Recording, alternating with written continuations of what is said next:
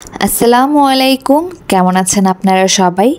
আশা করছি যে যেখান থেকে আজকে আমার এই ভিডিওটি দেখছেন সবাই ভালো আছেন, সুস্থ আছেন। তো চলে আসলাম আরেকটি ব্লগ ভিডিও নিয়ে। আশা করছি আপনাদের কাছে ভালো লাগবে। তো সকালবেলা আকাশটা মেঘলা মেঘলা ছিল, তো আনায়া দাঁড়িয়ে আবার একটু দেখছিল। তো আমিও ভাবলাম একটু ছোট করে একটু ভিডিও নিয়ে নিই। তো আজকে আম্মুর বাসায় চলে গিয়েছিলাম দুপুরে খাওয়া দাওয়া করার জন্য। তো যেয়ে দেখি আম্মু এখানে গরুর মাংস রান্না বসিয়ে দিয়েছে। তো আমরা গোসল টোসল করে তারপর একবারে গিয়েছি। আজকে আম্মু খিচুড়ি রান্না করবে। তো আম্মু বলল যে আমরাও যেন একসাথে এখানেই খাওয়া দাওয়া করি। তো যেহেতু আকাশটাও মেঘলা ছিল, বৃষ্টি হচ্ছিল গুড়ি গুড়ি, তো হালকা যখন একটু বৃষ্টিটা কমেছে তখনই আম্মুর বাসায় চলে গিয়েছিলাম। আর এই দিকে আরেক পাতিলে কিন্তু আম্মু খিচুড়িও বসিয়ে দিয়েছে, প্রায় অর্ধেক হয়ে গেছে। আর ওই দিকে বাইরে কিন্তু এখনও ঝিরিঝিরি বৃষ্টি হচ্ছে। তো এই বৃষ্টির মধ্যে কিন্তু খিচুড়ি আর গরু মাংস খেতে খুব ভালো লাগে। তো আমাদের তো খিচুড়ি খেতে ভালো লাগে, তো দেখা যায় মাঝে মধ্যেই রান্না করা হয়। তো এইদিকে আম্মু একটু বেশি করেই বসিয়েছে যেন সবাই একসাথে খেতে পারি। তো আমার যে বড় আপু আছে তাদেরকেও বলা হয়েছে, তো আমরাও এসেছি। আর এদিকে ডালটা কিন্তু আম্মু আগে থেকেই সেদ্ধ করে রেখে দিয়েছিল। তো এখন ডালটা দিয়ে দিয়েছে যখন চালটা হালকা একটু সেদ্ধ হয়ে এসেছে। তো এখন আম্মু ভালো মতো একটু মিশিয়ে নিচ্ছে। তো এইভাবে কিন্তু সব একসাথে 2-3 পদের ডাল দিয়ে খিচুড়ি খেতে ভালো লাগে সবজি দিয়ে। তো আজকে শুধু ডাল দিয়েই রান্না করা হচ্ছে, সবজি দেওয়া হয়নি। অনেক সময় দেখা যায় মিষ্টি কুমড়, তারপরে আলু, এই সবজিগুলো দিলে না খুব ভালো লাগে, গাজর। তো শীতের সময় কিন্তু দেখা যায় সবজি দিয়ে খিচুড়ি খাওয়া হয়, সেটাও খেতে খুব ভালো লাগে।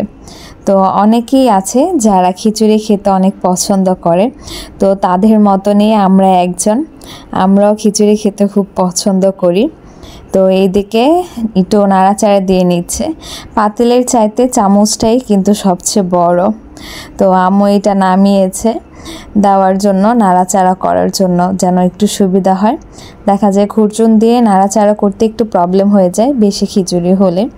আর এই দিকটাতে কিন্তু গরুর মাংস প্রায় হয়ে গেছে, পানি দিয়ে তারপরে চুলাটা কমিয়ে রেখেছে যেন ভালো মতো সেদ্ধ হয়ে যায়।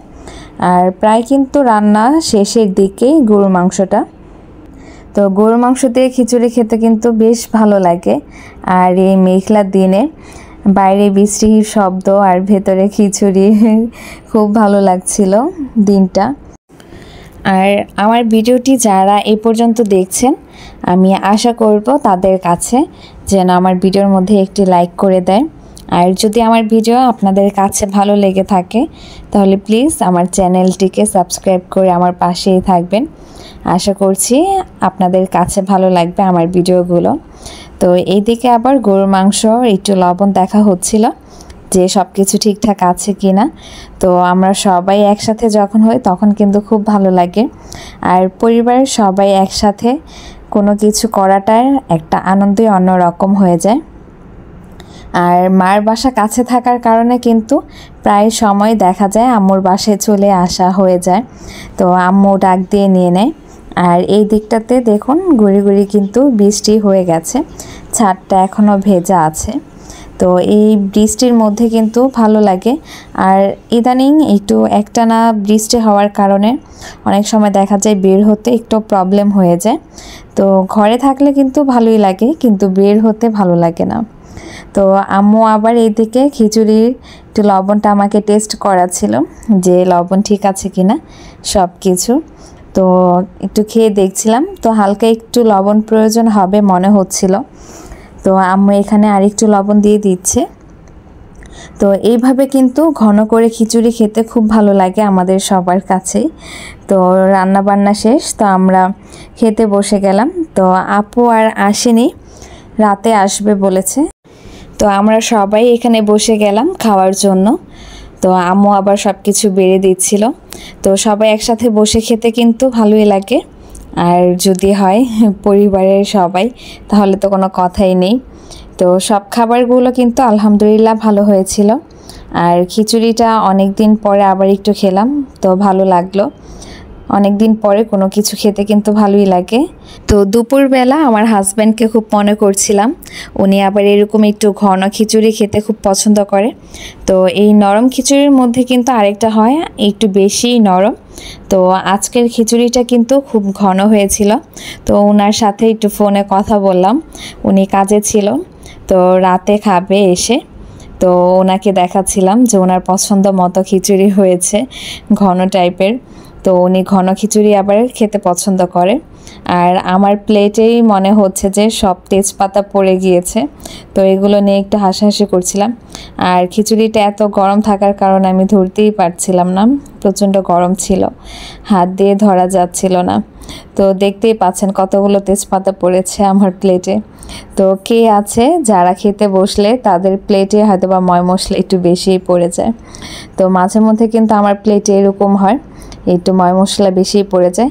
আর বিশেষ করে অনেক সময় দেখা যায় যে এলাচিটাই দেখা যায় যেটাকে ভয় পাই সেটাই হয়তো বা কামড় পড়ে যায়।